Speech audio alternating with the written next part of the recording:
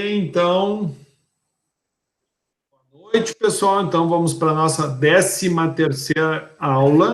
Passamos da metade do semestre, ok?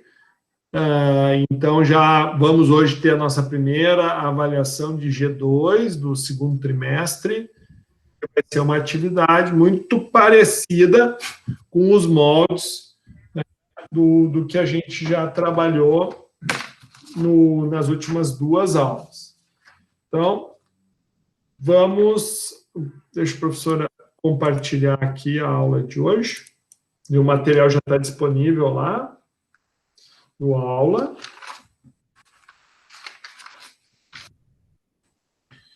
Vamos ver quem... Olá, Juliana. Tinha caído, Ju?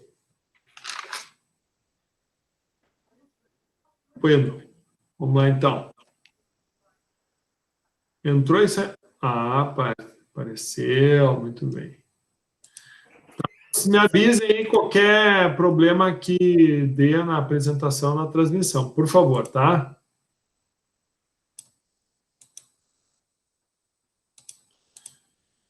Bueno, então, nossa aula 13, opa, deu um errinho aqui, aula 13, corrijam lá, tá, no material de vocês. Então, primeira coisa, vamos dar o feedback, tá, com relação ao TDE da aula passada, né, qual era o objetivo do trabalho. Então, foi solicitado para que vocês fizessem a leitura do material 13, tá.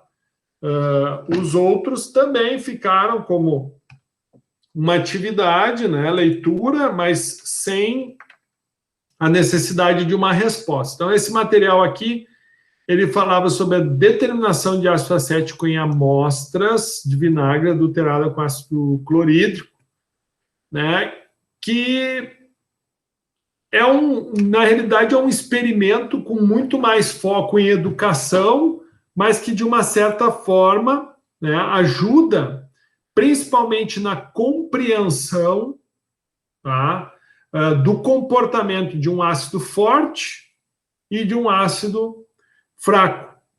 Então, esse comportamento ele vai estar diretamente associado, que é um dos objetivos do trabalho, associar ele não só com a curva de titulação, mas também por meio da condutividade, tá? Então, vai integrar a potenciometria e a titulação, a titulação para potenciometria e condutivimetria, tá? Então, por meio desse experimento é possível, então, obviamente, avaliar o comportamento, então, e identificar a adulteração. Então, a premissa do material era para vocês associarem, né, principalmente por quê? Porque nós estamos falando do processo químico envolvido na industrialização de ácidos. Então, a gente falou muito extensivamente do processo de sulfúrico, do ácido sulfúrico, e, inclusive, trabalhamos um exemplo de aplicação prática de um processo de ustulação, ou seja, obtenção de ácido sulfúrico a partir de minério, onde nós temos ali a pirita como o principal minério que contém o enxofre, que é a matéria-prima básica para a produção do ácido sulfúrico. Então, quando a gente desenvolveu esse processo, a gente quantificou, né? Nós fizemos tanto o balanço de massa quanto o balanço de energia envolvido em todo o processo, em todas as etapas do processo, desde a moagem, onde a gente obteve, então, o pó de minério. Esse pó de minério, então, foi ustulado em elevada temperatura, com uma oxidação por ar. Tudo isso foi, então, quantificado, a gente teve noções dos equipamentos utilizados para definição de vazão de ar, né? Nós também verificamos os tipos de perda que nós vamos ter na forma de cinzas, né? A perda de matéria-prima que se dá, por isso, muitas vezes, a gente não consegue converter 100% do enxofre em ácido sulfúrico, a gente acaba tendo perdas ao longo do processo. E tudo isso a gente conseguiu, né, trabalhar de uma forma prática, obviamente, prática em termos de cálculos, né? E a ideia da aula de hoje, então, é nós desenvolvermos, falarmos um pouco mais de outros ácidos, tá? E fecharmos esse assunto, né? Porque vão existir, obviamente, particularidades, cada processo vai ter a sua particularidade, mas a intenção hoje, então, é nós fecharmos, principalmente, apresentando para o químico industrial quais os tipos de parâmetros que ele vai encontrar na indústria, né? Como ele vai se referenciar. Então, é nessa disciplina que vocês vão estar integrando conhecimentos que vocês adquiriram em fisicoquímica, em química geral, em termodinâmica, ou seja, vocês vão associar todos esses conceitos e vão estar colocando isso de uma maneira muito prática, de uma maneira muito fluida, porque qual é a grande diferença de vocês para aquele operador de máquina ou para aquele funcionário que de uma certa forma vai ter um trabalho repetitivo, ele vai ter que estar sempre executando as mesmas atividades, né, com um grau de complexidade muitas vezes menor, né? Por quê? Porque você, como químico industrial, em tese, vai estar enxergando coisas que mortais, que não são químicos, não enxergam. Entendeu? Então, quando a gente fala de estequiometria, quando a gente fala de termodinâmica, quando a gente fala de balanço de energia, de balanço de massa, pessoal, não é esse assunto eu não consigo ter com qualquer pessoa no dia a dia. Por quê? Porque falta conhecimento para que as pessoas consigam compreender, né, na plenitude os conceitos aqui envolvidos. E essa que é a ideia da disciplina, é unir tudo isso envolvendo processos. Então, aqui foi mais ou menos trazer essa comparação, tá? Mostrando aqui uma titulação que é feita com sulfúrico, com soda, né? E, por meio disso, uma análise, né, do condutivímetro e do condutivímetro e pH-metro, e por meio disso, obviamente, utilizando padrões, né, se chegou à análise comparativa e identificou aqui houve contaminação, né, com um ácido, né, que no caso foi o ácido muriático ou ácido clorídrico, que vai ser um dos assuntos que a gente vai tratar hoje em sala de aula. Então, o objetivo, né, qual era o objetivo do trabalho? Então, era a determinação do ácido acético em amostra adulterada de vinagre com ácido clorídrico, onde foi proposta a integração das titulações de potenciometria e condutivimetria para a solução do caso, associando diferentes conceitos práticos que resultam em convergência teórica. E aí que está a grande chave. Então, ele foi um trabalho voltado à área da educação, porém, que mostra de uma forma muito clara para nós o interrelacionamento entre os assuntos, né, que é fundamental, digamos, é um plus a mais, além de tudo isso que nós já estamos conversando. Muito bem, então hoje, conforme combinado na aula passada, porque foi uma aula bem intensa, né, a gente fez todo o balanço de massa desde o início do processo da ustulação até, né, o final do processo, onde ocorre a hidratação do SO3, que é quando a gente vai ter, então, a formação do ácido sulfúrico. Então, na aula de hoje, a gente vai dar continuidade. Bom, então, deixa eu mostrar para vocês aqui, ó. Nós paramos aqui, ó, na definição da massa residual, certo?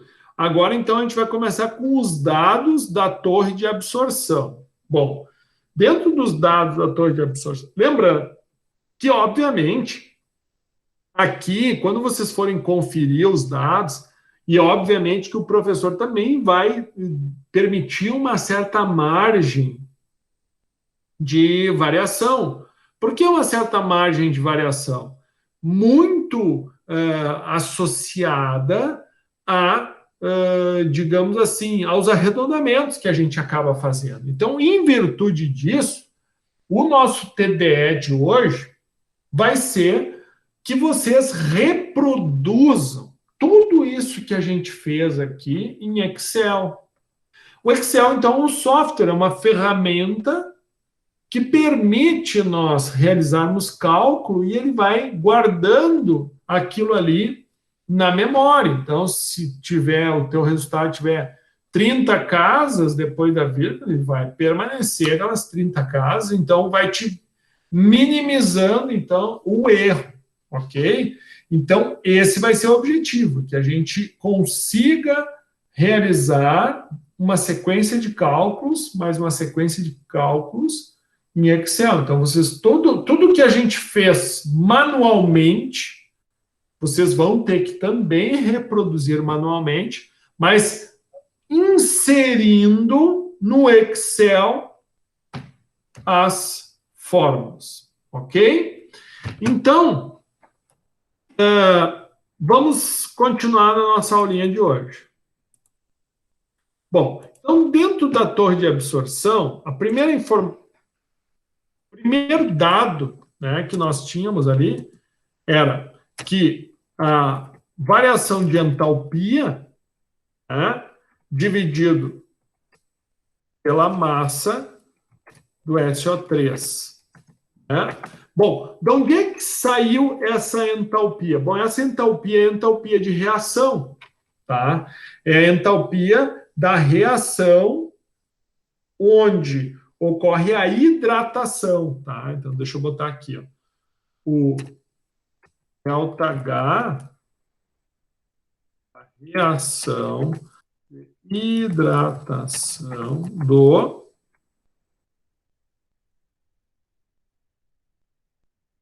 Certo? Isso, então, é um dado.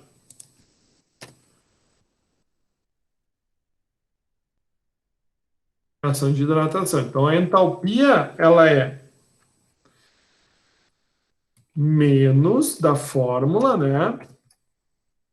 Menos 31.400, que é um dado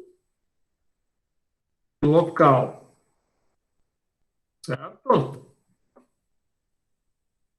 Dividido pela massa do SO3, ou seja, 32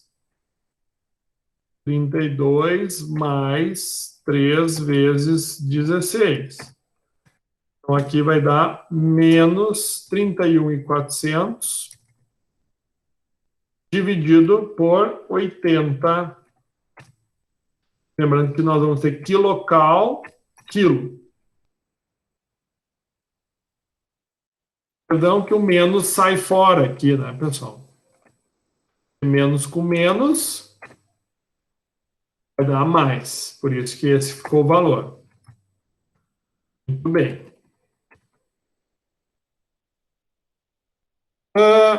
A segunda informação, né, era com base no calor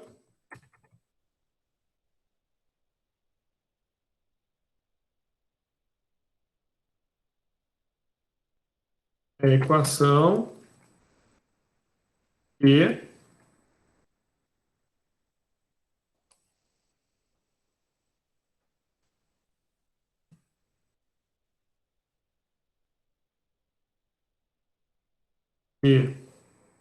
A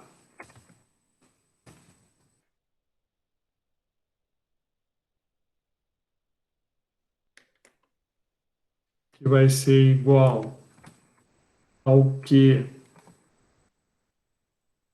SO3,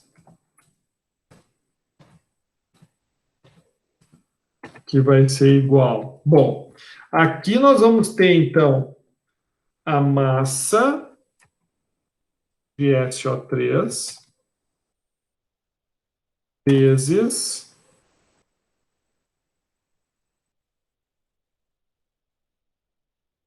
vocês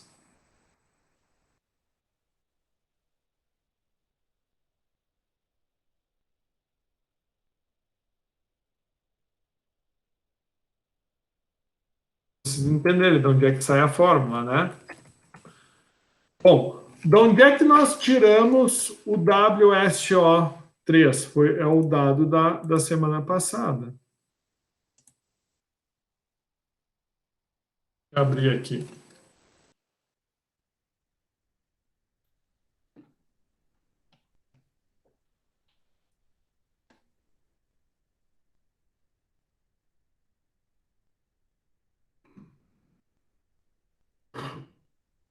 Aqui, ó. O WSO3. Espera aí, que esse aqui não é o WSO3. Deixa eu só checar aqui.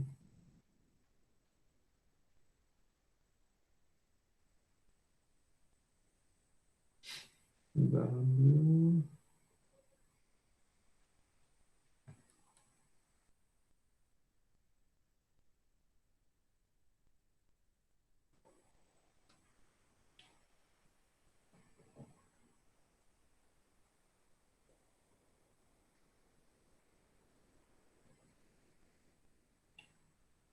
E 76.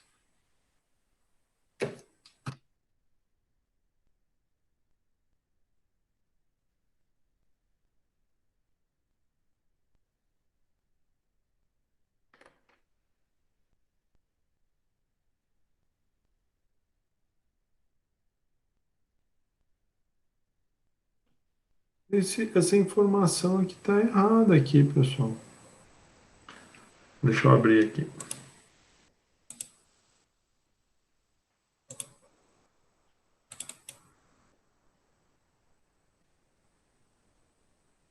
Deixa eu ver onde é que nós paramos.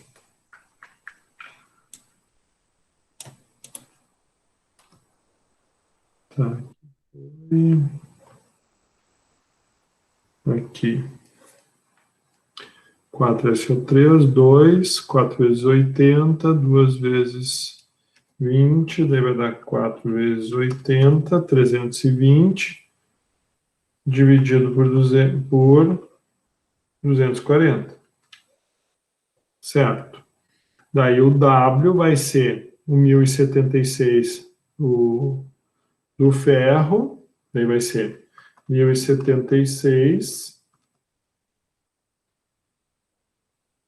vezes 320, dividido por 240.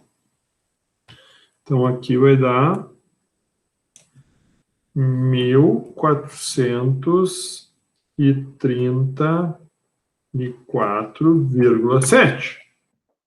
Agora, por que estava aquele valor ali? Eu não sei, pessoal. Confirma aí, pessoal. Vocês confirmaram aí? Tá, eu vou corrigir. Depois eu vou postar correto lá, tá? Agora, se está certo esse próximo aqui. Concorda comigo que estava errado o cálculo? Não estava fechando com a correção, né, professor? Isso, agora está certo. 322,8 aqui está certo. E o W residual vai ser o gás, que é 7.912, menos 1.434. 6.477. Isso aí. Aqui está certo. Tá, então o professor já vai fazer o seguinte aqui. Eu vou salvar como... Peraí. Salvar.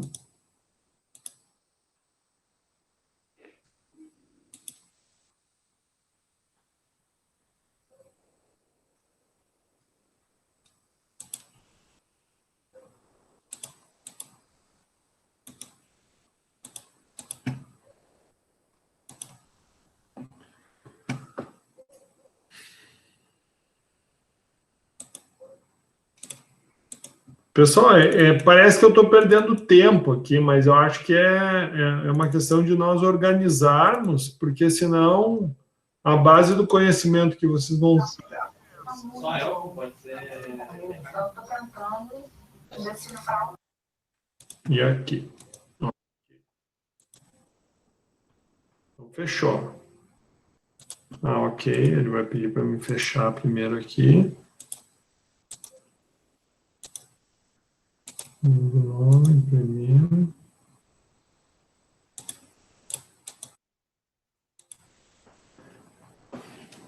Feito.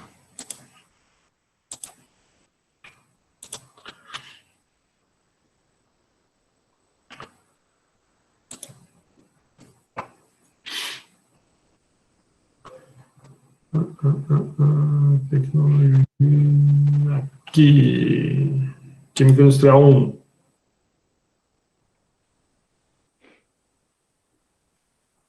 Um minutinho. Nossa aula 12. Então, eu vou, ó, presta atenção, tá? Eu vou deletar o que está aqui. Vou excluir. Eu excluo esse aqui e insiro o arquivo correto. Ok, pessoal? Para que vocês, então, depois possam... Ok? Ok. Tá. Perfeito. Esse aqui tá... Eu vou botar um... Ó, R01, revisado, tá? Para que vocês, então... Tá. Será que eu baixei o certo? Confere lá. Tá? Bom, agora sim. Agora vamos continuar. Então, qual é o valor do WSO3? Então, é aquele valor lá que a gente calculou. 1.434,7 quilo.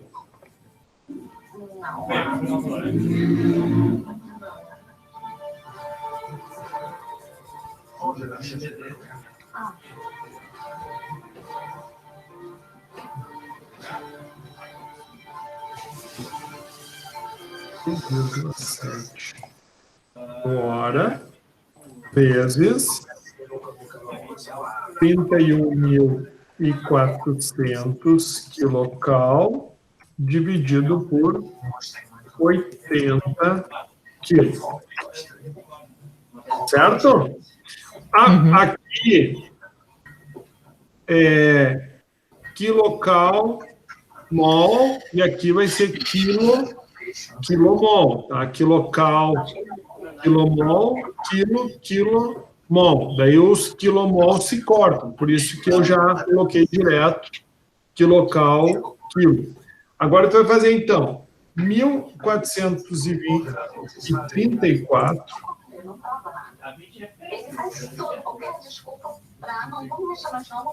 7 vezes 31.400 dividido por 80. Então vai dar 560. Perdão.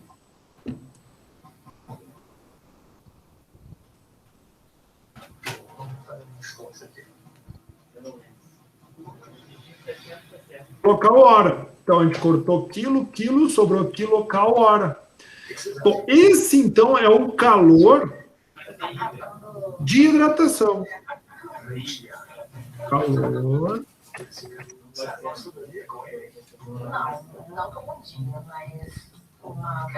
Veja, pessoal, nós temos que a entalpia da reação de hidratação é 31.400, correto?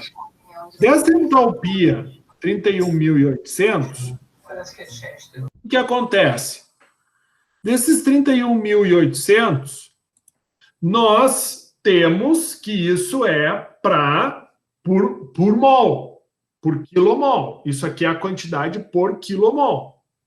Só que nós não vamos ter só 1 quilomol, nós vamos ter toda essa massa de trióxido de enxofre. Então, para toda essa massa de trióxido de enxofre, o calor de reação por hora vai ser de 563.107 kcal.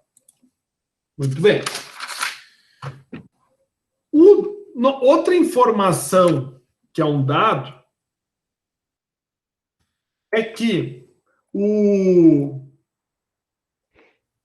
ΔT, a variação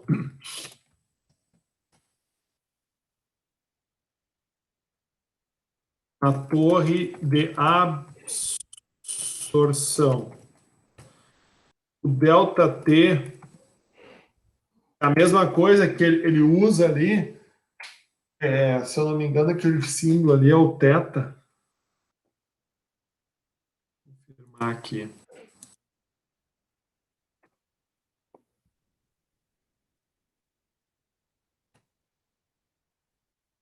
É o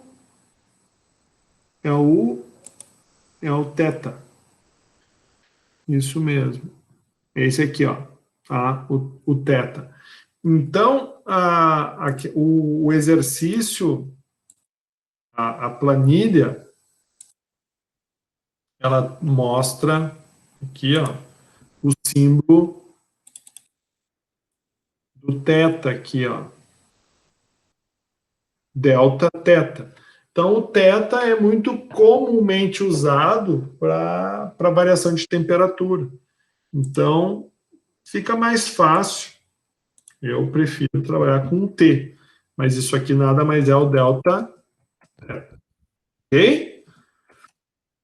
Então, dado é 30 graus centígrados. Ou seja, essa é a variação estabelecida. Então, por exemplo, o gás entra a 150, né? E baixa para 120. Entra 130, baixa para 100. Então, é um dado. Então, essa é a variação de temperatura na torre de absorção. Outro dado é com relação ao CA. O que é o CA? É o calor específico do ácido sulfúrico nas condições do processo. No caso, é um CA igual a 0,37. Isso é um dado. E é bem curioso, e o professor disponibilizou para vocês, para que vocês tenham uma noção que toda substância vai ter um calor específico. O professor disponibilizou lá, ó, na aula de hoje, ó, o material 14, que tem o calor específico de algumas substâncias. Então, isso quer dizer o quê? Que qualquer substância, o carvão tem, a água tem, o álcool etílico tem, o ácido sulfúrico tem. Aqui, ó, 0,33. Quilocal, graus centígrados. Esse calor específico médio para temperaturas abaixo de 100 graus. Por que esse valor está um pouquinho acima? Porque a temperatura de trabalho aqui é maior. Né? Que nem a água. Ó. A água líquida é 1 quilocal, graus centígrados. Então, para que serve o calor específico? O calor específico vai servir para nós determinar a massa de ácido sulfúrico formado. Como que a gente vai saber a massa? Mas espera aí, professor, como assim? Nesse caso, na torre de absorção, como a gente vai envolver muita energia no processo, é um processo muito exotérmico. Olha aqui, olhem aqui, pessoal. Olha o valor da exotermia dessa reação. Ó. É menos 31.400 quilocal. Isso quer dizer o quê? Por quilo, né? Esses 31.400 quilocal, desculpa, não é por quilo, é por quilomol. Esses 31.400 quilocal por quilomol é o calor liberado na hidratação do trióxido de enxofre. Então, é um calor tremendo. É mais ou menos o que a gente vivencia quando a gente dissolve ácido sulfúrico concentrado em água. Não é um processo extremamente exotérmico, né? Claro que ali tu está tendo um calor de diluição. Tu vai estar formando uma solução e libera calor. Mas a solubilização do SO3 em água, que na realidade não vai ser uma solubilização, por quê? Porque o SO3 vai reagir com a água, formando então o ácido sulfúrico, só que o ácido sulfúrico, por ser um ácido forte, ele vai acabar se dissociando, né? E obviamente que a concentração vai precisar aumentar gradativamente à medida que vai aumentando a concentração, então essa dissociação vai reduzindo, por quê? Porque tu vai minimizando a quantidade de água. É um processo, então, que vai liberar muito calor. E por meio desse calor de reação, a gente vai ter, então, como determinar a massa. Já vamos chegar lá. Então, deixa eu duplicar aqui. Então, continuando. Agora, outra informação que nós vamos ter, então, para obter o WA, certo? Vai ser, então, a massa do ácido sulfúrico. Nós vamos, então, partir do 4H2SO estequiométrico,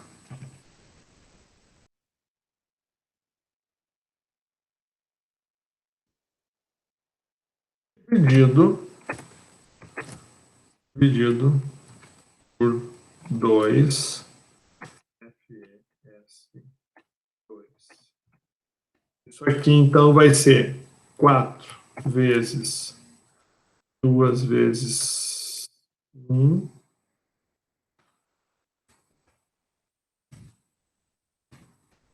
4, Né? 4. Já ia falar. Para ver se vocês estão ligados. Só para ver se vocês estão ligados. 32 mais vezes 16. Dividido, então, por 2 vezes 56 mais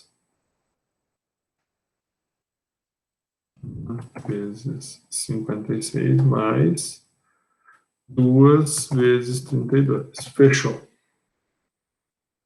Isso aqui, então, nada mais vai ser do que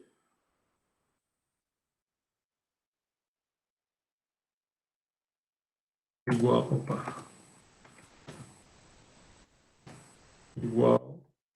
a 392, vai ser os 4 vezes 98, dividido por 2 vezes 120.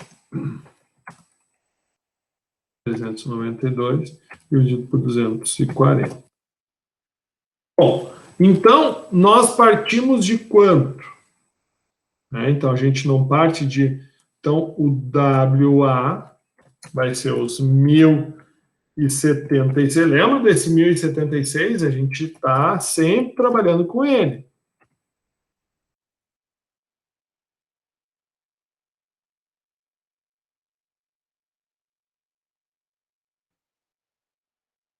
Vezes os 392 dividido por 240. Aqui vai me dar, então...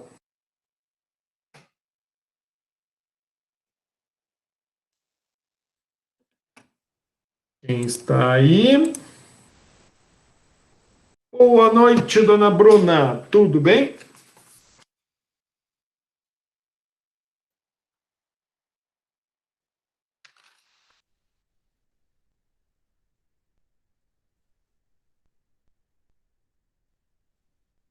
Sérgio Rasparo.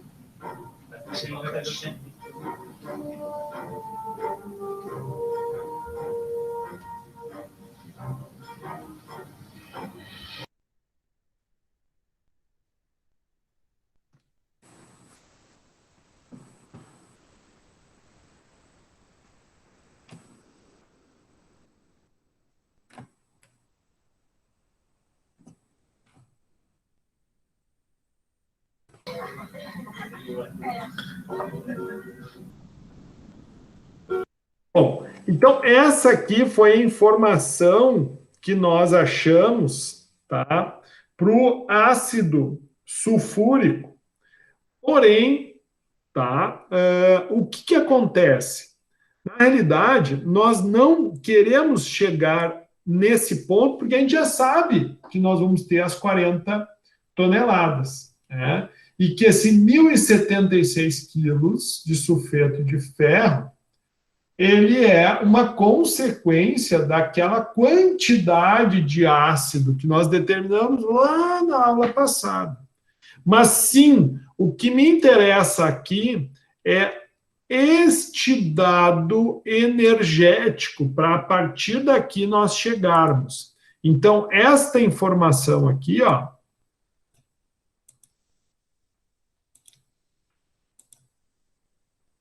Espera aí. Essa informação aqui.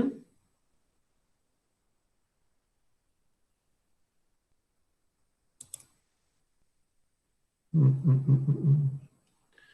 mudar de cor aqui, então. Não será utilizada, mas sim o calor da reação. Agora sim, nós vamos utilizar então a equação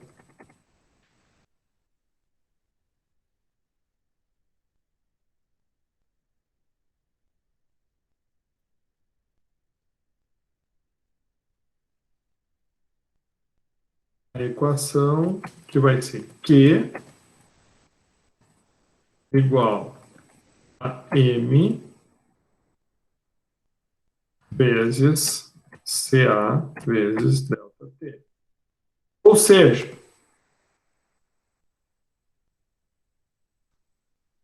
CA vai ser igual a WA vezes C do ácido vezes, então, o delta T.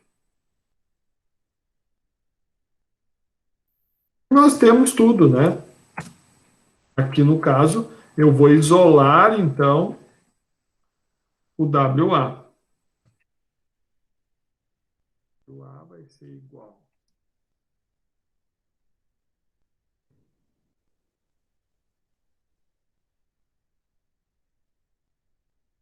Tá? Dividido por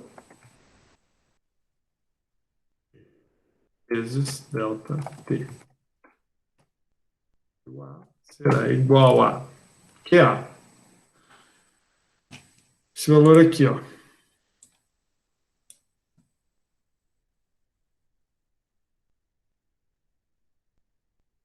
Dividido por QA.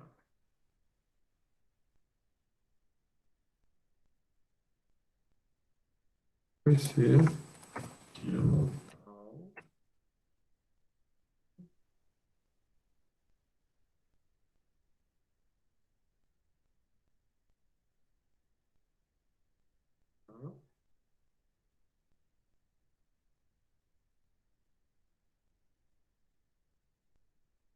Vezes os 30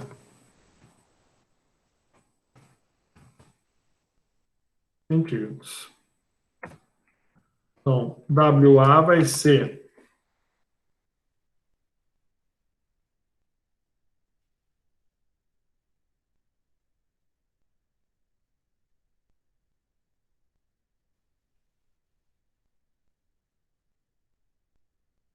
50.730,3.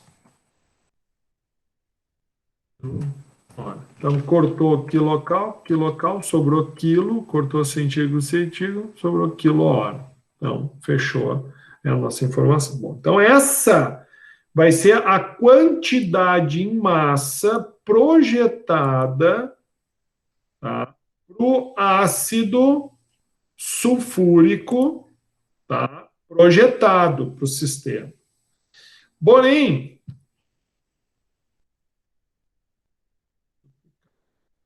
Porém, nós iremos, então, utilizar o seguinte, ó. Qual é que é a massa de sulfúrico de entrada?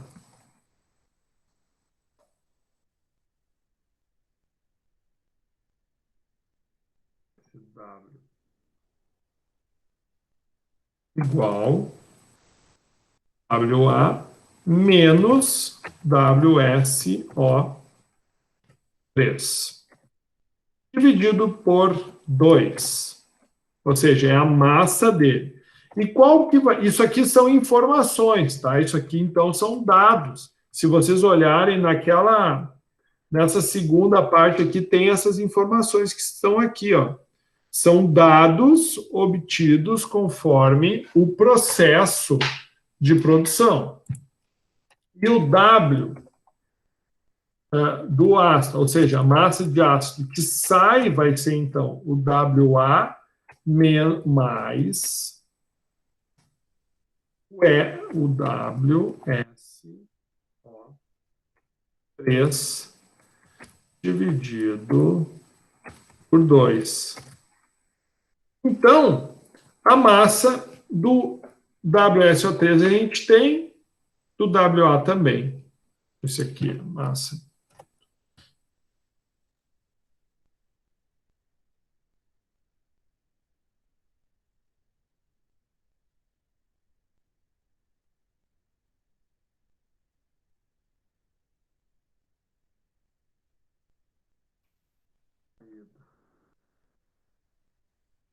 Ok, agora então, vamos para os cálculos aqui. Então, WAE igual.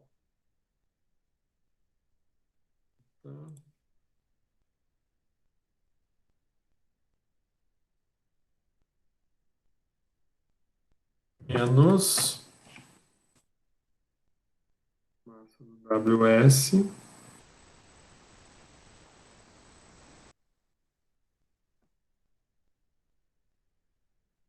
dividido por 2 é igual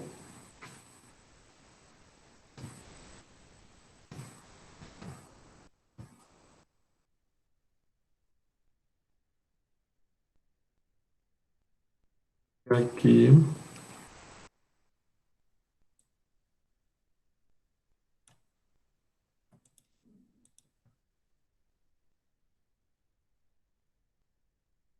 esse que soma. Vai ser 51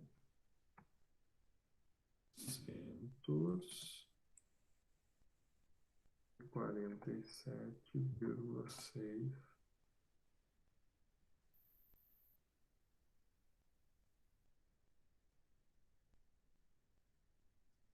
Então, assim, ó, só uma observação aqui.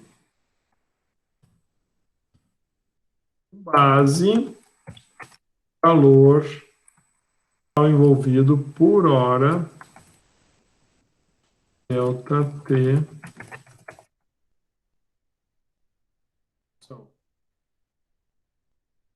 Certo?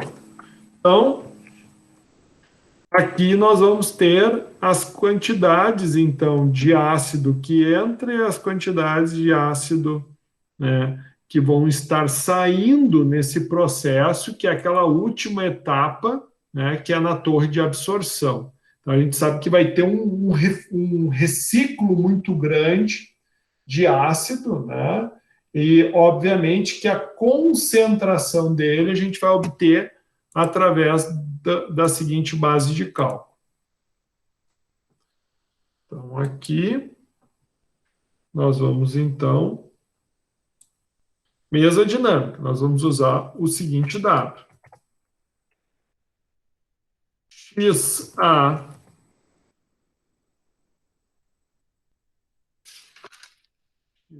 de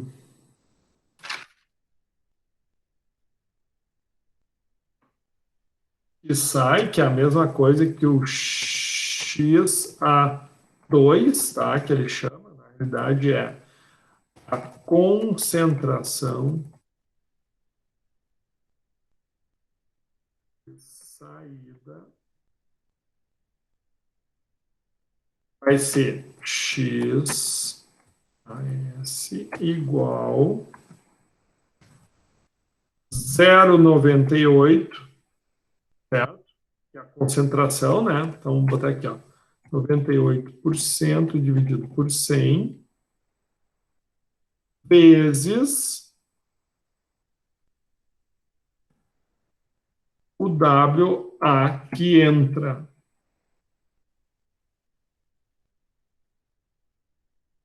Mais 98 dividido por 80, que é a relação. Deixa eu botar aqui a relação.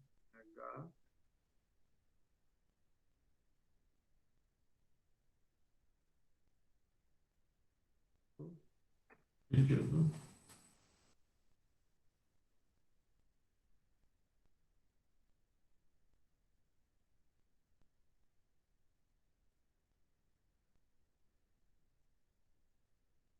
Vezes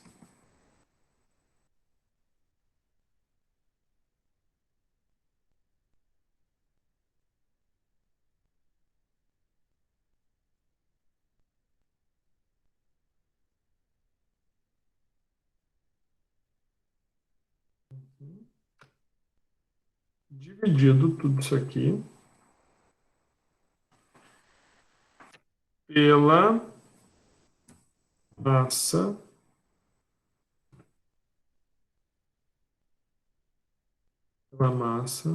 do ácido que sai, tá? Então, isso vai nos dar a concentração de saída. Então, tu vai ter XAS, então vai ser igual a 0,98 vezes. Qual é a massa do ácido que entra? Aqui.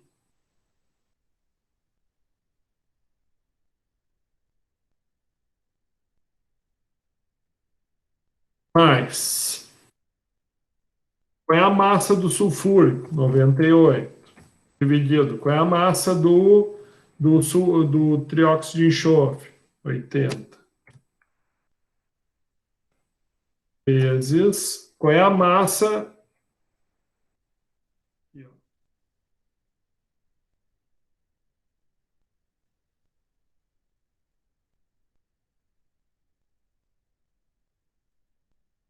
Tudo isso daqui, então, dividido pela massa do ácido que sai.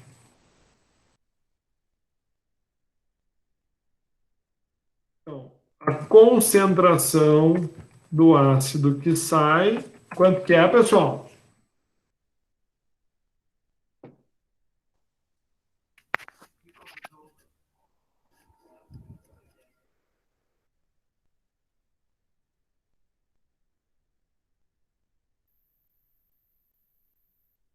Noventa e oito vírgula 98%.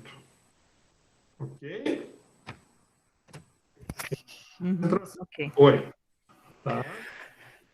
Bom, agora com relação às temperaturas, o que nós temos? Que é dado também.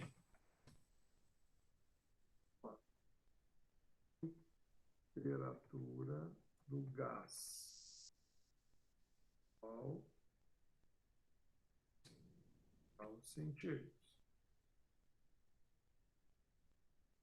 Ácido igual 95 centígrados. Essas são as informações. Então, a gente vai usar estequiometria. Ou seja, agora, o que nós iremos calcular? O CG. Quem é o CG? Esse aqui, o CG.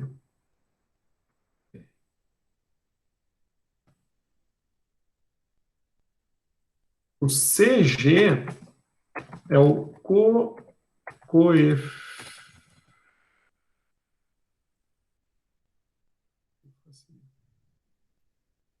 É o calor específico.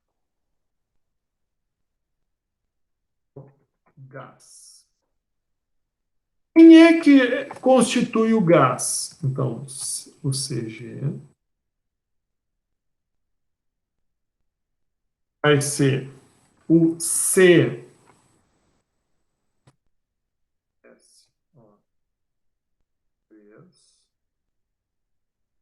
mais o C S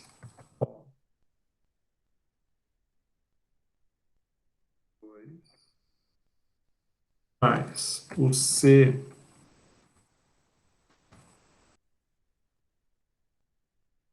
O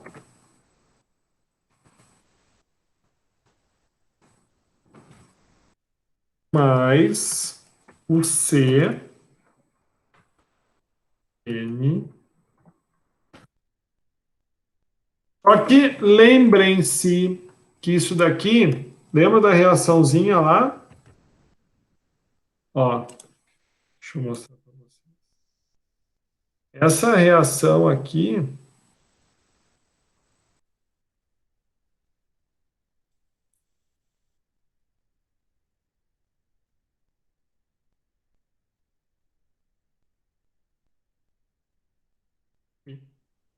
lembra disso aqui? Ó, é a partir dessa reação aqui, ó.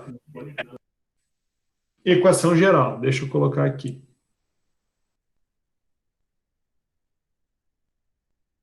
A mistura dos gases. Essa é o...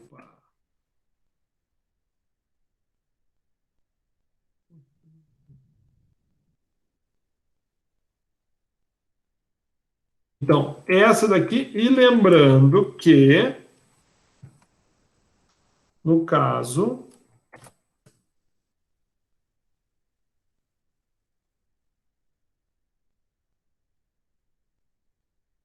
o SO3,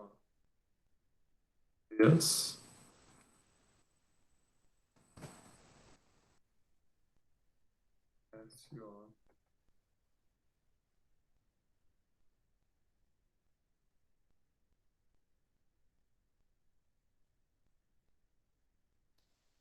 Um para um. Né? Então, em virtude disso, quanto que vai ser aqui? Se tu tiver 4 desse, tu vai ter que ter 4 do SO3. Então, aqui vai ser 4 vezes o calor específico do trióxido de enxofre, 4 vezes o calor específico do dióxido de enxofre, 6,2 vezes o calor específico do oxigênio e 46,8 vezes o calor específico do hidrogênio. Bom, isso daqui, pessoal, são dados. Tá? Então, se vocês olharem lá, essa informação foi passada. Então, seguindo dentro dessa linha, vamos pegar os dados e substituir. Então, nós vamos ter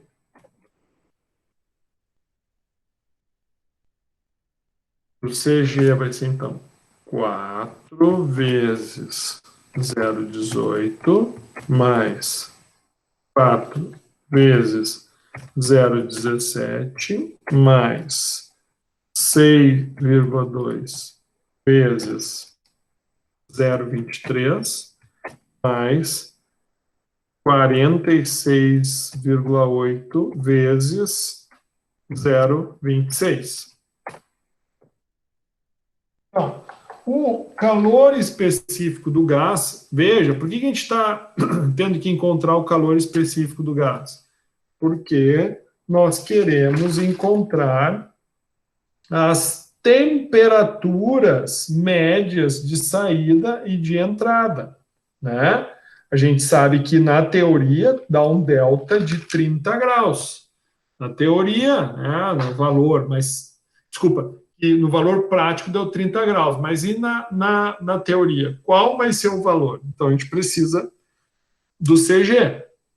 Porque da mesma forma que a gente, através desta equação aqui, ó, através desta equação, nós conseguimos obter a massa do ácido, nós também conseguimos obter a variação de temperatura, nós conseguimos obter o calor, ok? Então, aqui o CG médio, então, vai ser 0,246. Bem, tendo esta informação, nós vamos, então,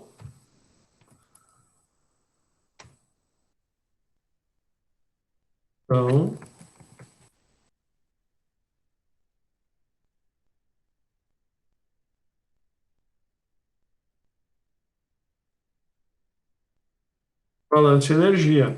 Então, delta T médio.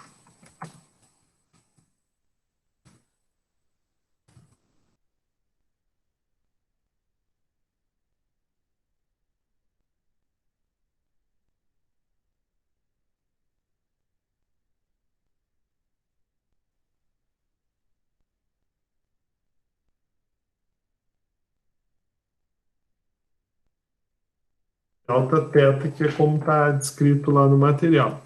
Então, esse delta T médio vai ser o quê?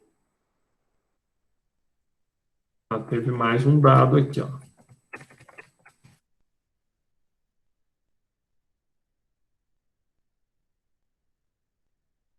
Esse dado eu acho que eu já coloquei aqui. Aqui, ó. Já está aqui o dado.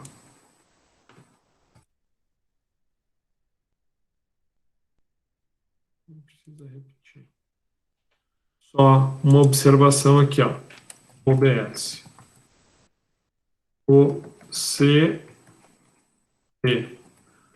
das substâncias foi a temperatura média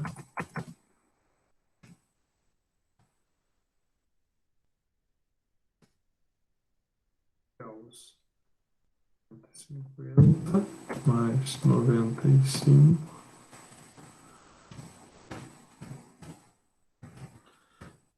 2 aproximadamente.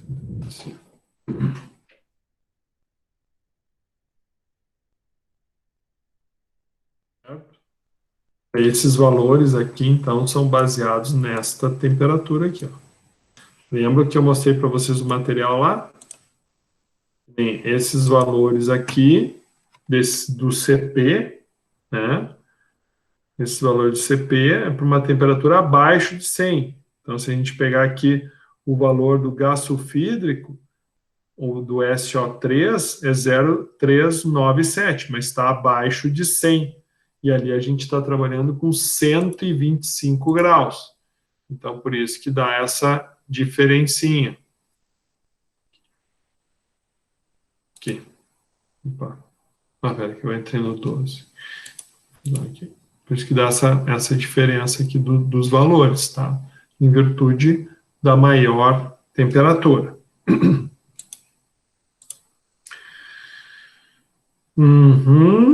Tá. Então, aqui as temperaturas a gente já tem. Então, vamos lá. Então, delta TTM vai ser igual, então, 150 vezes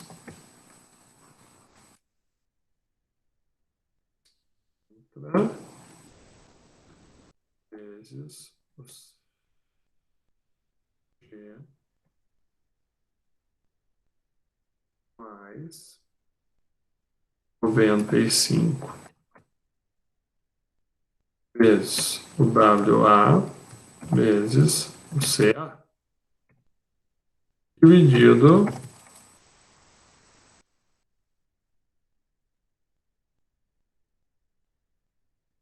a média ponderal que a gente está fazendo aqui, ponderada na temperatura, com base nas temperaturas projetadas ali, dadas, né?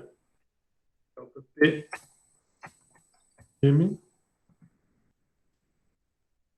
substituindo, né, essas informações todas, vai dar aproximadamente 100,17 graus centígrados. Então, essa é a variação média da temperatura que nós vamos ter dentro da torre de absorção.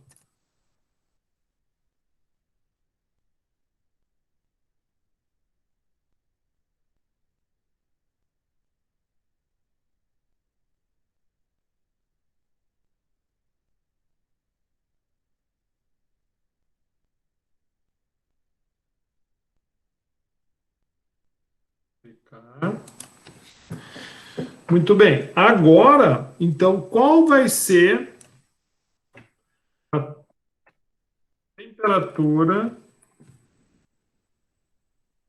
ou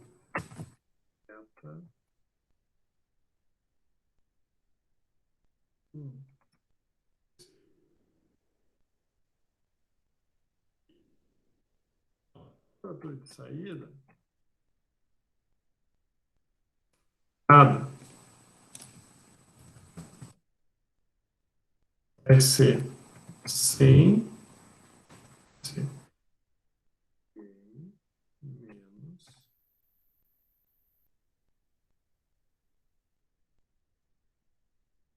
delta T.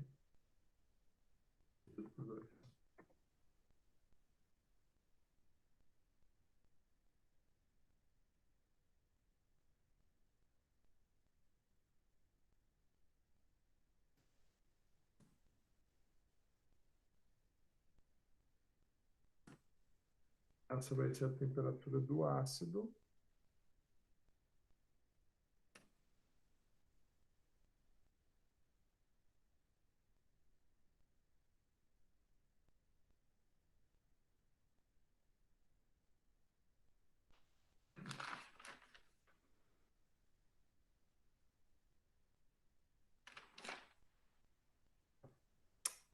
De entrada do gás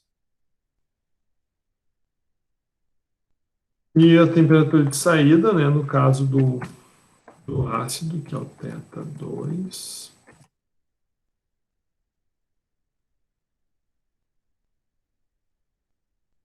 Mesma coisa, só que daí aqui a gente vai somar.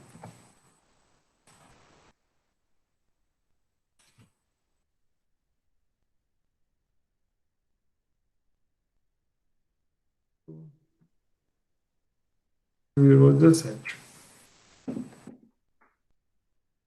Então, que nada mais vai ser a média, né? 115,17.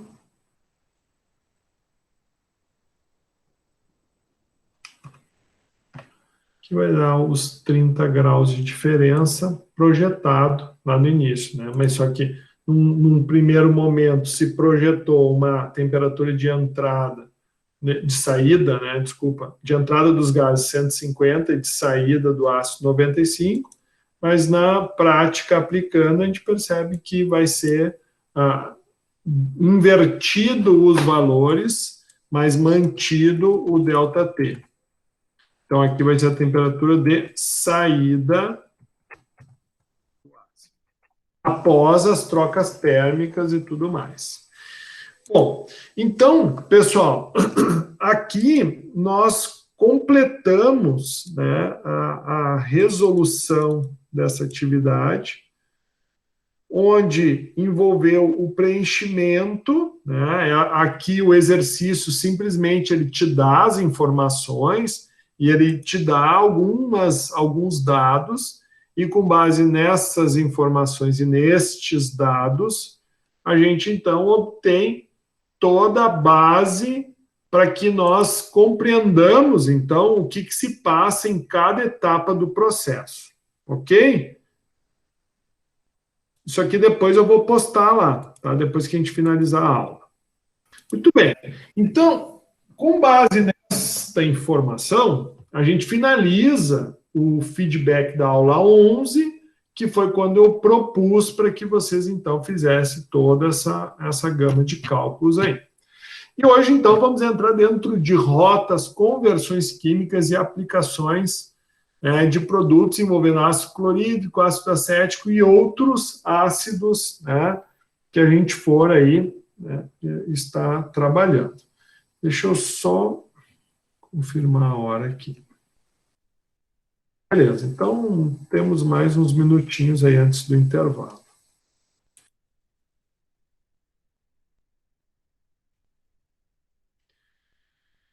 Muito bem, então, dentro do anuário da indústria, tá, que é um material free, o anuário é algo muito bacana, tá? Aqui tem um anuário, mas só que está um pouco desatualizado, porque tu paga para ter um anuário, né? O que é o anuário da indústria? Eu até tenho uma cópia aqui, mas é uma cópia muito passada, mas é um guia das indústrias no Brasil, tá? Quem fornece ele é a Biquim, e nesse guia, em tese, estão envolvidos todos os associados, né? Mas a Biquim busca, né, um pouco mais de informações além dos associados, né? É óbvio que isso é de extrema importância, porque é com base nestas informações que a gente consegue, por exemplo, eu quero comprar ácido sulfúrico, eu vou comprar de quem o ácido sulfúrico? Eu quero comprar ácido clorídrico, eu quero comprar tanino, eu quero comprar nitrato de sódio, eu quero comprar permanganato de potássio. Onde é que eu vou comprar isso? Então, neste anuário que o professor trouxe aqui para vocês, anuário da indústria, e aqui tem um link que tem vários desses daí, livres, ou tu pode comprar, certo? Apresenta os principais fabricantes nacionais de ácido clorídrico. Tá? Então, quem são hoje os fabricantes do ácido clorídrico e do ácido muriático, né, no Brasil? Nós temos aí o Carbocloro, Dow Brasil, Igaraçu, né, a CMPC Celulose Rio Grandense, aqui produz HCl, a Nexen, Pan-Americana, Solvay, Idupa e Triquem. Então, esses são os principais. Tá? Aqui nesse link eu trago aí para vocês muito, embora seja uma Wikipédia, mas tem umas informações que eu gostei muito, eu achei bem fácil até a leitura. Então, eu sugiro que vocês façam um pouco, façam uma breve leitura ali, mas fala um pouco sobre o setor soda-cloro. Depois a gente vai falar um pouquinho sobre o químico industrial na indústria, na produção de álcalis, né, e a soda cáustica vai aparecer. Que são químicos muito comuns. Como eu falei para vocês na aula passada, o ácido sulfúrico ele é utilizado como um indicador de desenvolvimento, ou seja, em países que consomem muito ácido sulfúrico, tem um grau de desenvolvimento industrial acentuado. E o processo, né, e assim como outros insumos, né, o setor de soda-cloro ele é um setor que é muito explorado no Brasil, muito, por quê?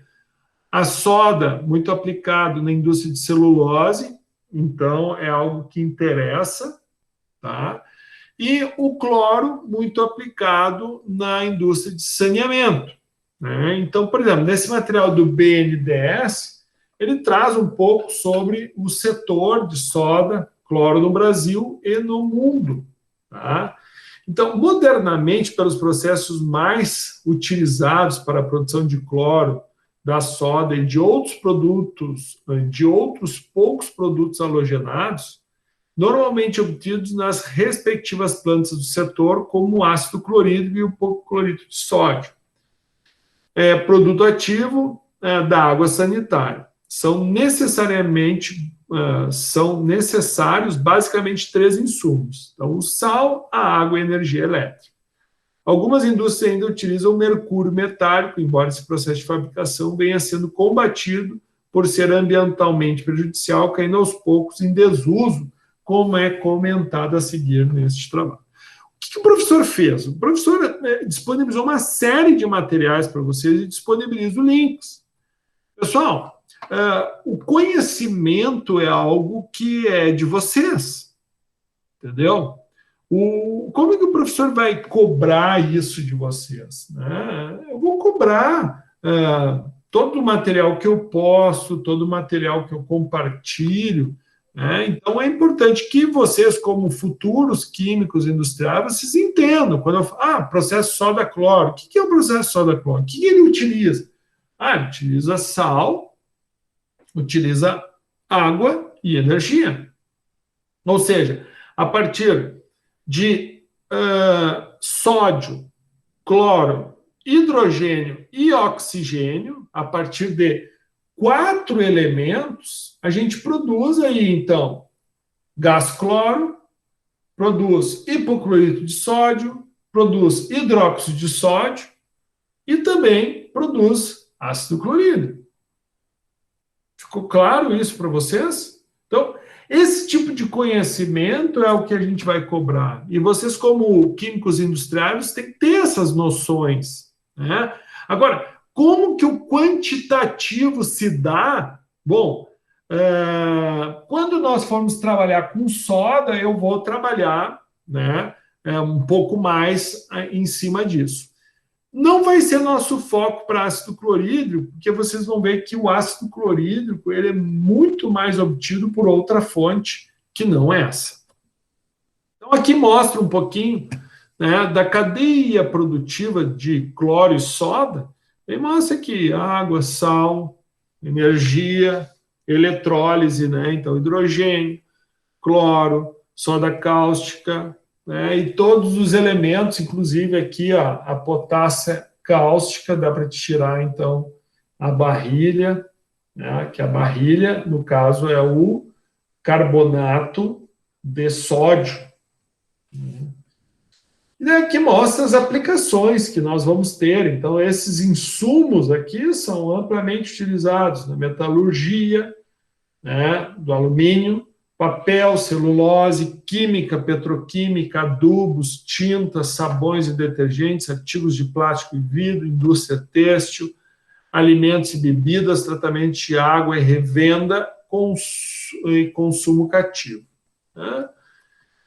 Quais são, então, as características, né, dessa substância ácido clorídrico, que é a que nós estamos falando?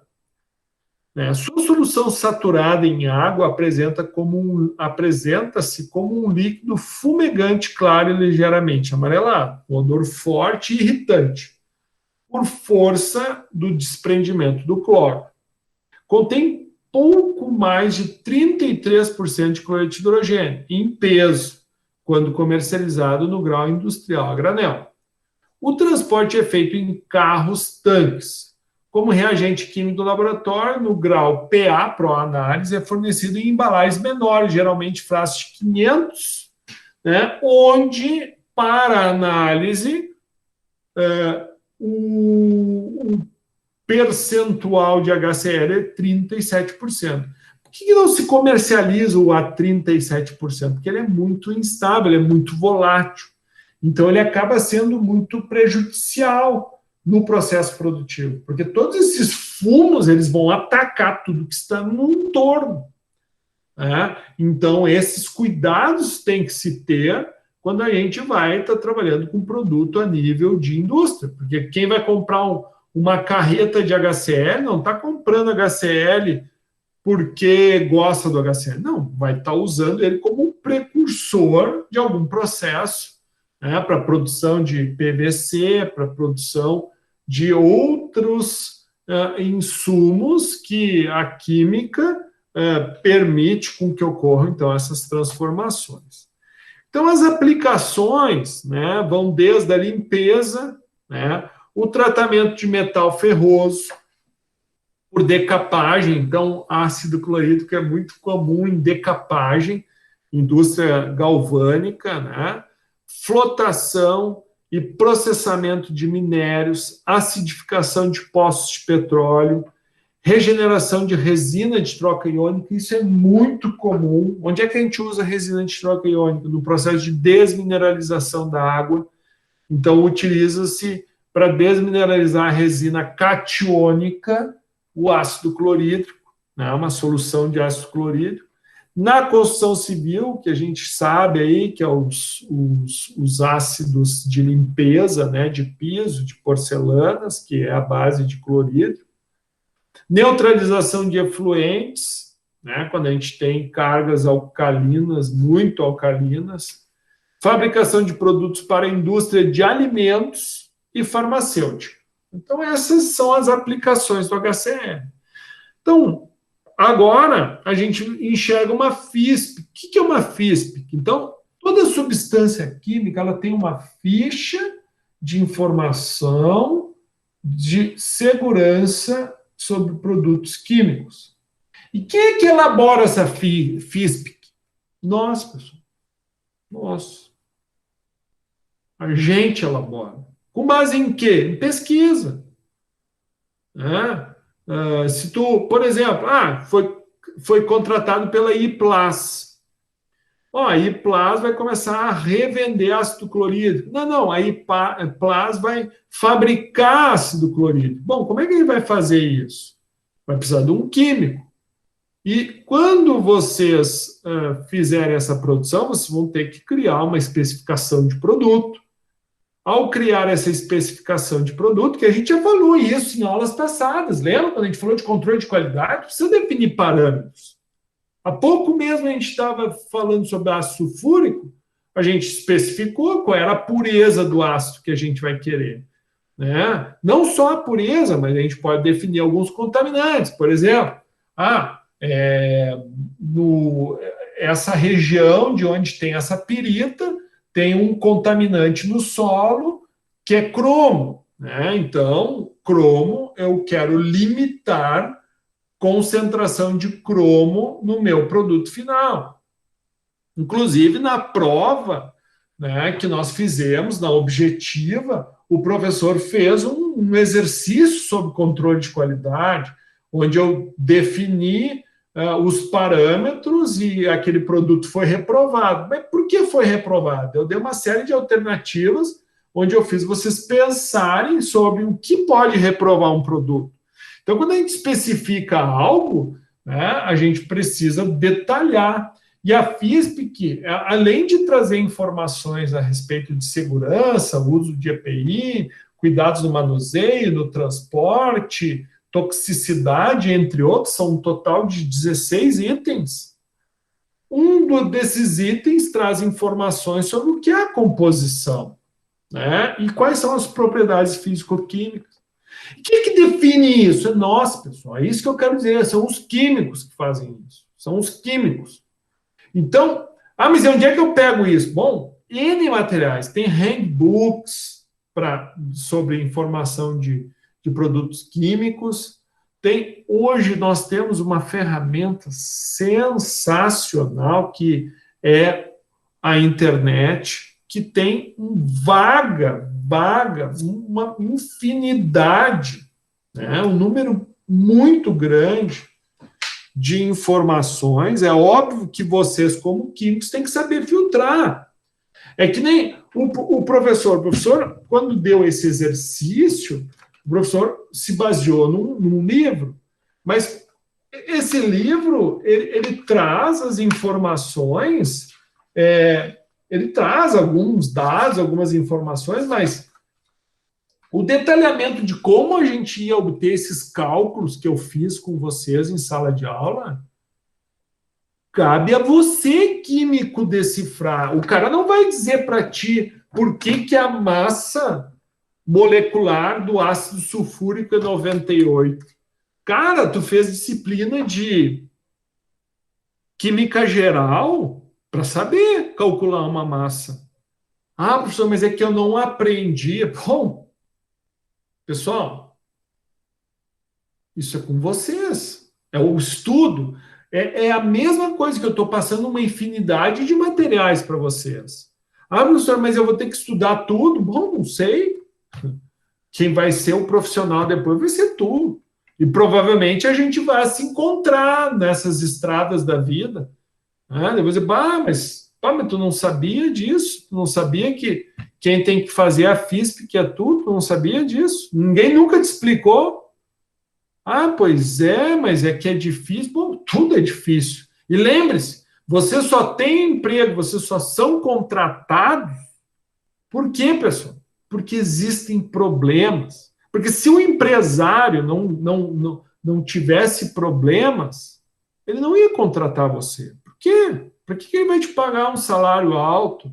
Para que ele vai ter uma pessoa que vai custar caro para ele se não é para trazer soluções? Então, como é que funciona, né? Quais são as sínteses, né, existentes para a produção do ácido clorídrico? Então, a obtenção industrial, empregada atualmente pela grande maioria das indústrias,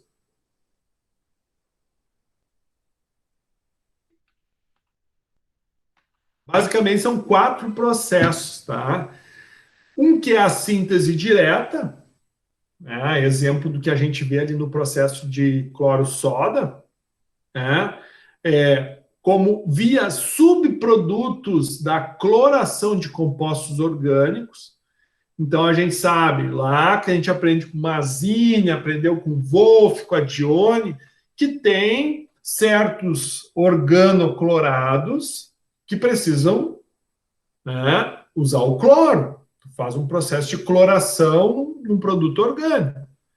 E um dos subprodutos é o ácido clorídrico. Isso tu não vai largar na atmosfera? Não! Tu tem que recuperar isso. E essa recuperação são vias de síntese. Pelo método de Maillard e também, né, de reações do tipo Hargreaves. Ok? Tudo isso está bem detalhado no material 9. Bom, a síntese direta, então, foi aquela que a gente viu lá, soda cloro, né? Onde nós temos o cloro mais o hidrogênio formando HCl. Né? Então, o ácido clorídrico resulta da reação de queima do cloro com hidrogênio, formando o gás cloreto de hidrogênio, que depois de absorvido em água, adquire propriedades de um ácido forte devido à ionização em água. Então, esse processo de síntese direta, aquecimento da salmoura, né? Tu tem, então, o reagente entrando, né? O sal, saída de cálcio e magnésio, depósito de salmoura, né? Então, o cálcio e o magnésio vão precipitar. É só o cloreto de sódio. Porque a gente sabe que o sal do mar, ele é em torno de, se eu não me engano, de 98% de cloreto de sódio. Mas fora o cloreto de sódio, ele tem uma outra infinidade de outros sais. Sulfato de sódio, cloreto de cálcio, né? Sulfato de cálcio, cloreto de magnésio, entre outros. Então, o que nos interessa na síntese direta é o NaCl, então a gente tem que purificar esse sal. Então essa salmoura passa pela célula eletrolítica, lá tem produção então de cloro, tem produção do ácido, né? E daí essas substâncias vão para um forno, né, revestido de tijolo, provavelmente refratário, e ali então vai ocorrer a queima desse hidrogênio em atmosfera oxidante. Mas é a atmosfera oxidante de oxigênio? Não, pessoal. É uma atmosfera oxidante. Ou seja, tu vai ter um reator, esse reator, no caso, vai ser esse forno, né, de tijolos, né, obviamente vedado, mas ali vai ter o quê? Alimentação de hidrogênio e cloro. Só hidrogênio e cloro. Não pode ter oxigênio. Então, ali vai ocorrer a queima do hidrogênio, né, produzindo o HCl, que vai ser resfriado, né? Obviamente que essa queima vai gerar calor, e esse resfriamento já vai servir né, para absorção, ou seja, tu vai ter nada mais do que um grande lavador de gases, onde esse lavador de gases vai ser água circulando, absorvendo HCl.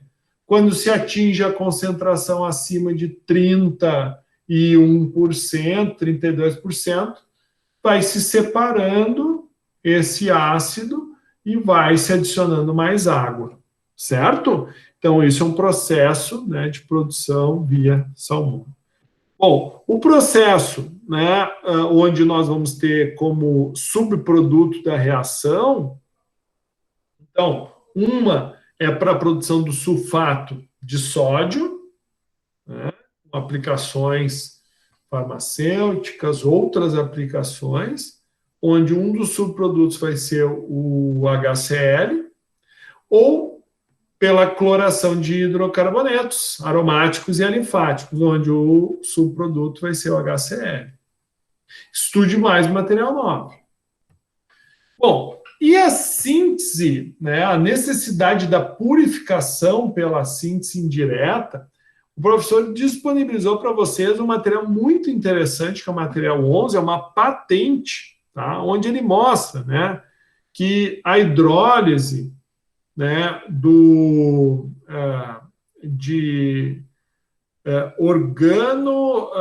de silanos organoclorados, né, são frequentemente carregados, né, para fora da indústria, tá, para o meio,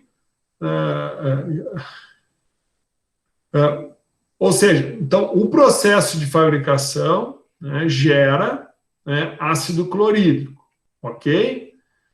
Este ácido clorídrico, usualmente, né,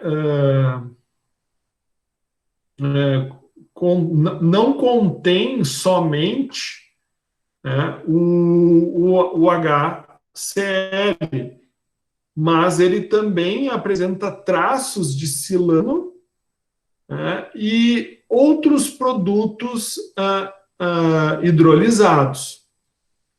Né? Em um caso específico, onde tu vai obter, veja bem, tu produz um silano organoclorado, que é um produto orgânico para uma aplicação específica da indústria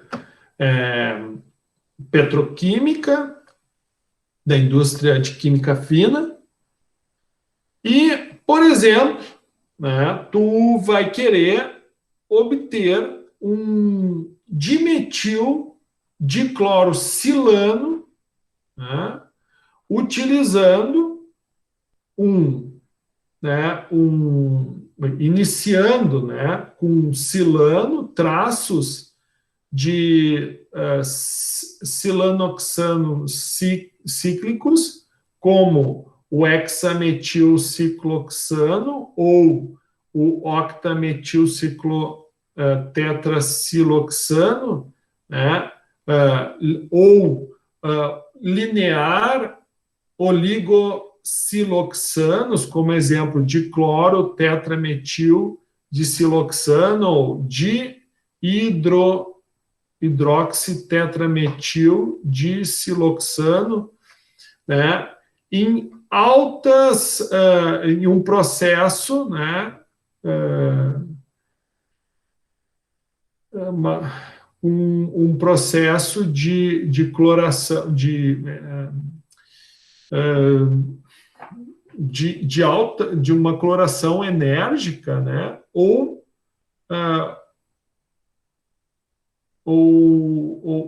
por uma substituição da hidroxila, né, em presença de água. Então, onde é que eu quero chegar aqui? Tá? É aqui. Então, o ácido clorídrico, por exemplo, usado, né, com o metanol e nas plantas de siloxano, né, na produção de clorometano. Então, um exemplo. Então, para te poder fazer essa reação, pegar o metanol, o ácido clorídrico, para poder obter o clorometano, né? Se este siloxano, né, constituinte que vai gerar, né, o clorometano na planta, em alguns casos, onde a fase catalítica, ou seja, o catalisador, né, porque o que acontece quando tu trabalha com gases, normalmente essa reação ela vai acontecer sob pressão, e essa reação vai acontecer em tanques cilíndricos, né, que nem essa garrafa, só que dentro dessa garrafa está cheia de material sólido, né, como, por exemplo, aluminas, óxidos de alumínio, né, que são, digamos, o substrato onde tu vai colocar, por exemplo, um metal de transição que vai te promover, então, vai te catalisar essa reação.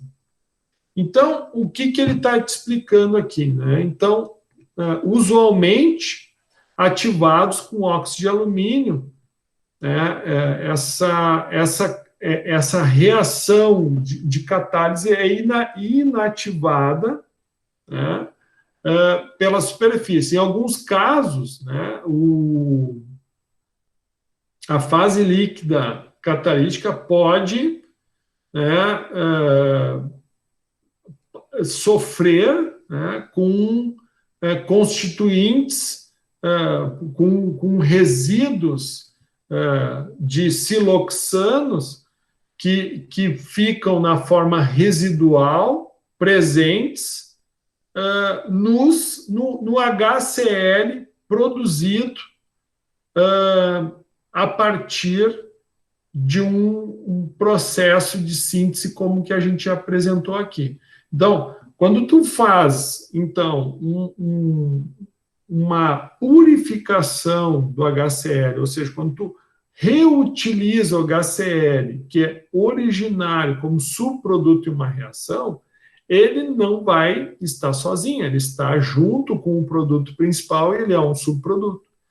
Então, o que ele está se referindo que a presença, né, desse tipo de indústria onde tu faz a hidrólise de silanos e a obtenção de ácido clorídrico como subproduto, e depois, obviamente, o processo de purificação desse HCl, né, é importante, por quê? Porque, por exemplo, ele pode impregnar, né, com resíduos oriundos desse processo o catalisador, envenenando o catalisador, que nem eles chamam. Então, o envenenar o catalisador é fazer com que o catalisador pare de funcionar. Então, o que acontece com a reação? Ela não acontece. E quando tu vai te dar conta, mas por que não está ocorrendo essa reação? Tu não sabe, eu estou usando ácido clorídrico, estou usando, tá tudo certo, qual é o problema? Não, é um contaminante, um percentual, alguns ppms que estão, né, envenenando o teu catalisador e estão, né, perdendo o teu rendimento. Então, aqui eu estou trazendo, então, por exemplo, questões que a gente pode trabalhar, né? Qual o problema originado, né, com um HCl obtido por síntese indireta? Então, dependendo do tipo de processo, ele pode atrapalhar, né, exemplificando essa patente que mostra um método de purificação de HCl, onde é obtido nesse tipo de síntese. Bom, outros ácidos, né? Então, outro que eu citei ali, a exemplo do ácido acético, né, ou ácido acético glacial, os principais fabricantes que a gente pega lá no anuário das indústrias, disponível lá na Biquim, nós temos butilamil, cloroetil e a ródia poliamida, né? E o ácido acético, né, a produção dele a partir do acetileno, a partir do etileno ou a partir da carbonilação do metanol. Então, essas seriam as rotas de obtenção. E ciclo catalítico do processo Monsanto, né? Então, é um processo onde se utiliza um catalisador, né? um catalisador de transição, metal de transição. Então, isso aqui a gente estuda muito lá, né, nos mecanismos de reação. Não vou cobrar isso de vocês, tá, pessoal? Até porque não é esse o intuito, mas é mostrar que a Monsanto, por exemplo, leva o nome num processo, por quê? Porque eles utilizaram um sistema catalítico, patentearam esse sistema catalítico, por quê? Porque é um sistema que dá um bom rendimento na produção de ácido acético, né? Ou um sistema que a reação de recuperação da espécie aqui mostra a continuidade, então, como é que se recupera o catalisador, né? E aqui uma reação de troca, né, de água e gás, como os subprodutos aqui obtidos. No Brasil, tá, os produtores utilizam a via do etanol, né? Então, seria mais uma via de obtenção. Por que será que no Brasil se utiliza essa via? O Brasil é um grande produtor de etanol a partir de cana, né, de açúcar.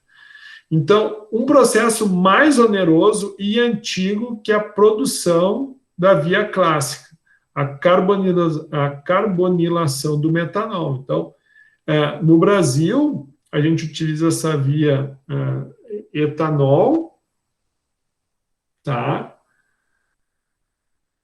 Então, é um processo bem antigo, mas, embora seja um processo caro, como a gente tem, digamos assim, uma abundância desse elemento, acaba sendo vantajoso, tá, nós utilizarmos ele. Então, como é que acontece? Então, tu tem o álcool, tu oxida o álcool, né, retira, desidrata ele e obtém, então, um aldeído, né, oxida esse aldeído, então, para obtenção do ácido acético. As principais, então, aplicações do ácido acético, né, são na produção de ésteres de acetato, tais como acetato de vinila, o acetato de etila, a produção de ácido tereftálico purificado, a síntese de anidrido acético, síntese do ácido cloroacético e também, né, comumente conhecido aí, a via de vinagre. Então, mas tem esse processo, mas não se utiliza. Até se a gente olha o Schreber ele traz o processo de obtenção de ácido acético via fermentação. Processo biológico. Sim, né, dá para ser por essa via. Só que os rendimentos eles não são, né, tão apreciáveis. Então, essas vias que eu acabei de apresentar são as mais aplicáveis.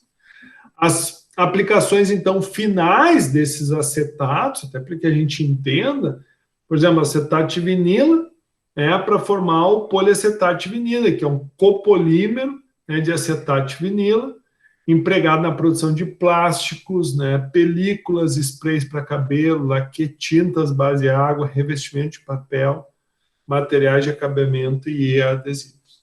O ATP, quem é o ATP?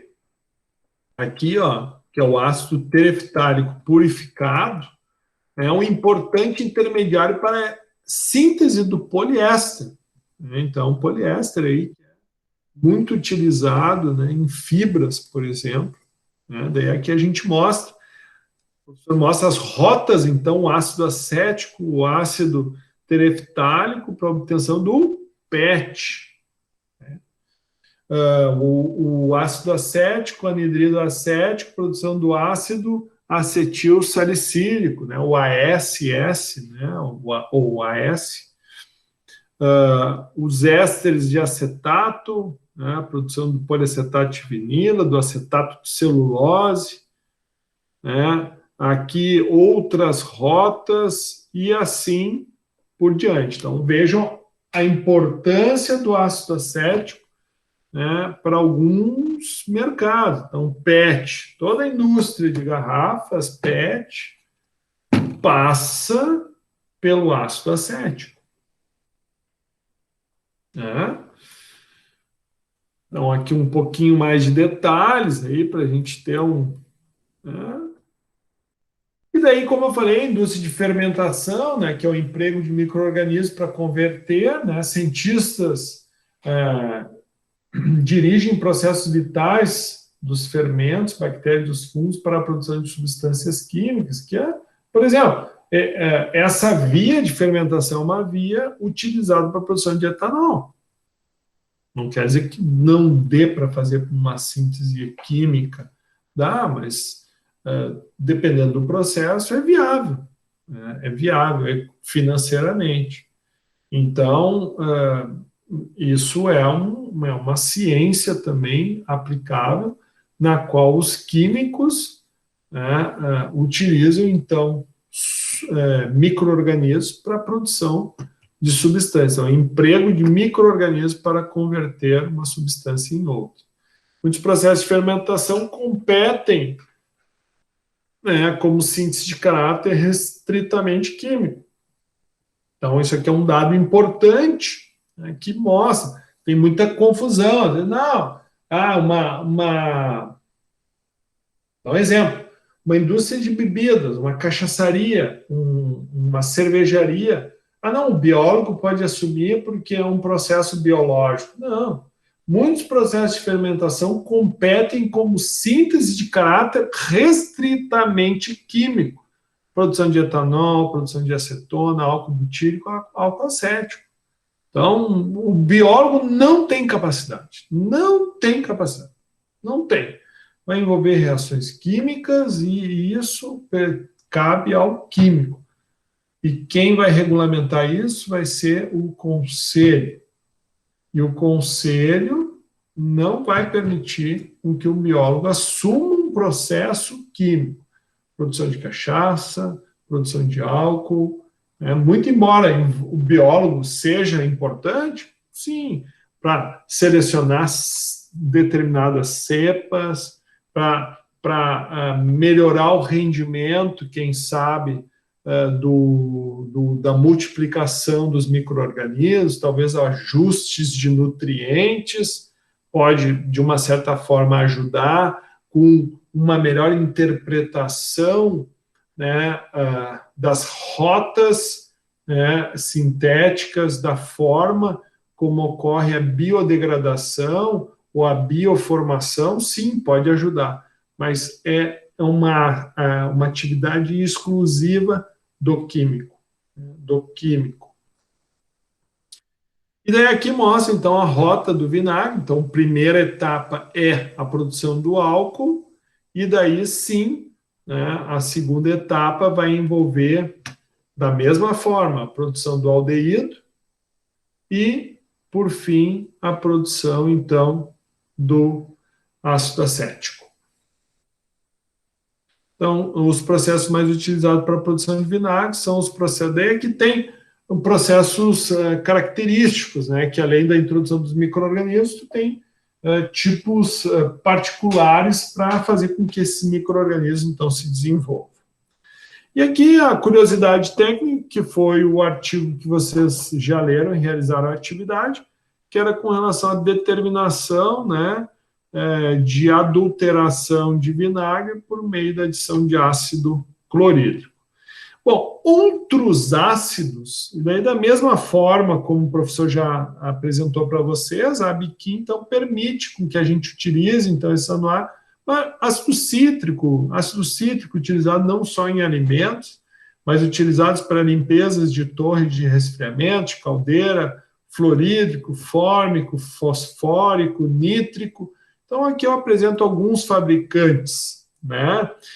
Bom, para nós fecharmos essa linha de ácido, né, que também não vai ser diferente dos outros processos que a gente vai desenvolver, é importante que vocês entendam a rotina do químico numa indústria, na planta.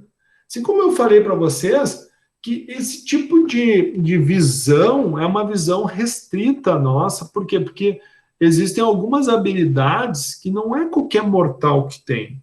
Né? E toda essa base, todos esses cálculos que a gente fez, que eu sei que não foi fácil, talvez ficaram algumas dúvidas, mas você se debruçando sobre o caderno, sobre o material, vocês conseguem evoluir de uma forma muito fluida. Por quê? Porque vocês têm a base do conhecimento.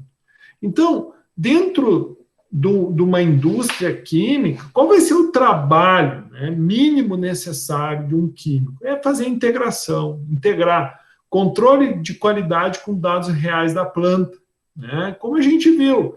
Então, por exemplo, a gente definiu lá no ácido sulfúrico que ele vai ser 98%. Nós fizemos um cálculo teórico, encontramos que a pureza do nosso ácido sulfúrico ela vai ser de 98,68. Bom, agora, como é que tu vai garantir que essa vai ser a concentração, de fato? Como é que tu vai ter essa garantia? É possível? Sim, é possível. Mas, para que isso seja possível, tu precisa ter um controle de qualidade, precisa ter rotinas de coleta, precisa, você como químico industrial, tá? Como um integrador, opa, controle de qualidade, precisa fazer coleta nesse, naquele e naquele outro ponto. Eu preciso analisar isso, isso e isso. Esse contaminante é algo que pode me atrapalhar, né, para certos tipos de fornecimento. Então, exemplo, a planta de sulfúrico, né, é conferir cada um dos dados da sequência de cálculo, comparando teoria com prática e observando rendimentos reais. Então, a gente fez um rendimento teórico lá, quantidades, e precisa alimentar com tanto de pirita o processo para poder ter 40 toneladas de ácido sulfúrico hora. Está dando 38. Então, isso quer dizer que teu rendimento não está batendo nos 96%. Tu está tendo menos rendimento. Por que está tendo menos rendimento? Quem é que vai ver isso, pessoal? Vai ser o operador? Não, vai ser você, como um integrador de informações. E tu tens que ter capacidade para isso, porque ninguém mais tem capacidade. Quem tem é tu. Você é químico industrial. Isso cabe a você. Cabe a você, a ninguém mais. Então, se o diretor da empresa quiser saber de rendimento, ele vai chamar quem? Tu. E tu vai dizer para pois é, eu não sei, eu não entendi muito bem esse processo. Velho, te debruça em cima, te vira. Cada parte do processo, cada equipamento, tu tem que saber o que tem.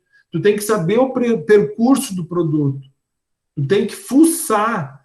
Claro que a gente, às vezes, fala de indústrias grandes, empresas grandes, complexas, mas nem sempre a gente vai ter isso. Às vezes a gente vai ter empresas simples, empresas pequenas, com bateladas de 1 tonelada, com bateladas de 500 quilos, produção em batelada e não processo contínuo, mas nem por isso você não vai deixar de cumprir as suas obrigações como químico.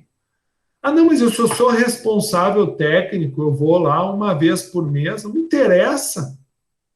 Tu está assinando uma responsabilidade técnica, tu tem uma FT no teu nome, e o diretor da empresa ele espera que você faça isso, integre controle de qualidade com dados reais.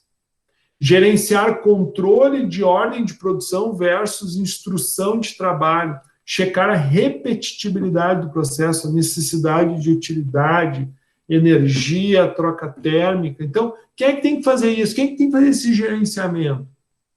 Claro, a gente sabe que dependendo do porte da empresa, ela não tem condições de pagar um químico para ficar de forma integral. Então, eles vão te pagar ali um valor X mensal, né? E tu vai fazer aquela visita semanal, uma visita quinzenal, uma visita mensal, tudo vai depender do acordo que vocês tiverem, das necessidades que existirem. Mas sim, de alguma forma, você vai ter que bater como é que a produção está sendo feita. Existe algum controle das etapas? Por exemplo, né, a gente estabeleceu que tem que ser abastecido o processo sulfúrico com tantos quilos hora de pirita. E se entrou 900, eu vou conseguir garantir o rendimento? Não, era para ter entrado 1.000, entrou 900. Mas por quê? Quem é que definiu que ia entrar isso? Por quê? Em vez de entrar 1.000, entrou 1.100. Por que entrou a mais? Isso pode gerar algum problema? Não existe uma instrução de trabalho que diz que tu tem que analisar a temperatura em tal ponto, de tanto em tanto tempo, tu tem que fazer os apontamentos nessa ordem de produção. Você, como químico industrial, não tem que preencher, você tem que gerenciar se isso está sendo feito. Pesagem feita na etapa definida, ajustando massa de instrução e apontando na OP. Né? Então, às vezes diz, tem que botar 1.000, por exemplo, vou produzir hipoclorito, água sanitária. Tem que botar 200 litros de hipoclorito de sódio, mais 2 quilos de soda barrilha e o resto de água.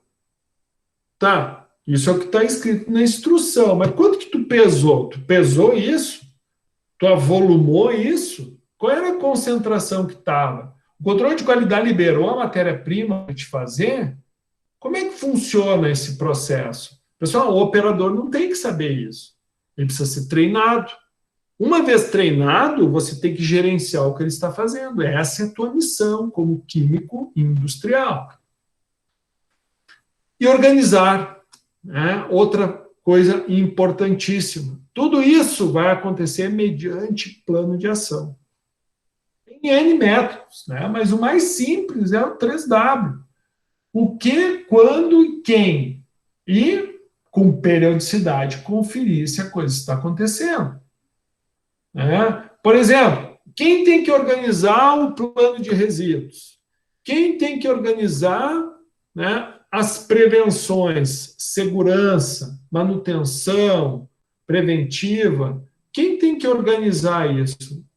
O químico industrial é o gerente industrial, pessoal. Ele vai ser o gerente da planta. Esse vai ser o químico industrial. É uma pessoa que vai ter curso superior e vai ser melhor do que ninguém aquela pessoa que vai entender o processo como um todo. E cabe a você se organizar. Né? Quanto foi gerado de resíduo? Em que lugar? É perigoso ou não é? Quem vai classificar? Professor, eu não sei.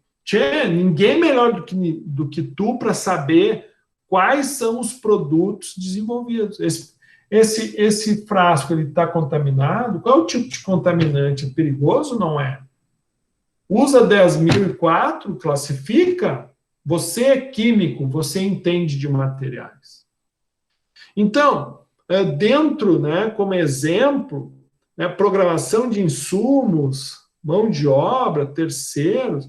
Então, controlar a emissão, por exemplo, tem resíduos, MTR, né, a disposição final do resíduo, a questão de PPCI, controlar a brigada, fazer cheque de insumos, almoxarifados, expedição. Então, basicamente, integrar, gerenciar e organizar. Essa, então, é a missão do químico. Bom, o que vai ficar agora? Então, vamos fazer um intervalinho. Me passei, pessoal. Vamos fazer um intervalinho. 15 minutinhos, 9h30 a gente volta. Pode ser? Pode. Ei, tu já estava verde aí, né? Ninguém me avisou que eu passei do horário. Eu vi, né? Mas o senhor estava tão empolgado, não ia atrapalhar. Então tá.